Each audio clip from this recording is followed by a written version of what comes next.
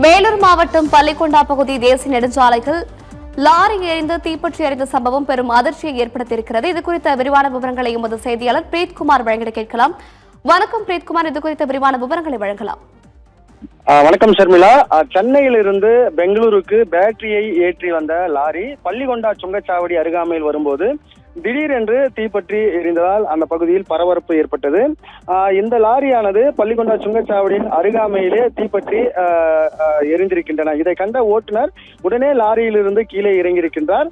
அந்த தீயை அணைப்பதற்காக முயற்சி செய்திருக்கின்றார். ஆனால் தீயை அணைக்க முடியவில்லை. அந்த தீயானது மளமளவென்று பரவி அந்த லாரி முழுவதும் எரிய தொடங்கியிருக்கின்றன. இந்த தீ விபத்தின் காரணமாக அந்த பகுதியில் அதிக அளவு கரும் புகையானது எழுந்திருக்கின்றன. இதனால் அந்த பகுதியில் பார்த்தோம்னால் போக்குவரத்து பாதிப்பு ஏற்பட்டிருக்கின்றன. ஏனென்றால் சென்னையிலிருந்து பெங்களூரு செல்லக்கூடிய ஒரு முக்கிய தேசிய நெடுஞ்சாலை என்பதின் காரணமாக அதிகமான வாகனங்கள் இந்த சாலையில் வரக்கூடும். இருந்த போதிலும் அந்த லாரியில் பேட்டரிகளை கொண்டு வந்ததின் காரணமாக அந்த பேட்டரிகள் ஏதாவது வெடித்து சிதறக்கூடிய அபாயம் ஏற்படும் என்பதின் காரணமாக அந்த வழியாக போக்குவரத்தை அதாவது நிறுத்தி வைத்தனர். இருந்த போதிலும் அந்த தீயானது அதிக அளவு எரிந்து வந்தன. இது தொடர்பாக பள்ளிக்கொண்டா தீயணைப்பு துறையினருக்கு தகவல் தெரிவிக்கப்பட்டன. தகவல் அறிந்த அந்த தீயணைப்பு துறையினர் தீயணைப்பு வாகனத்தை கொண்டு வந்து அந்த அதாவது தண்ணீர் பீச்சி அடித்து அந்த தீயை கட்டுக்குள் கொண்டு வந்தனர். இருந்த போதிலும் அந்த தீயானது கட்டுப்படுத்த முடியவில்லை.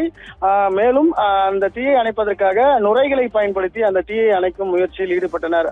இந்த பணியில் பார்த்தோம்னால் குடியாத்தம் தீயணைப்பு துறையினரும் இணைந்து அந்த தீயை முழுமையாக அணைத்தனர்.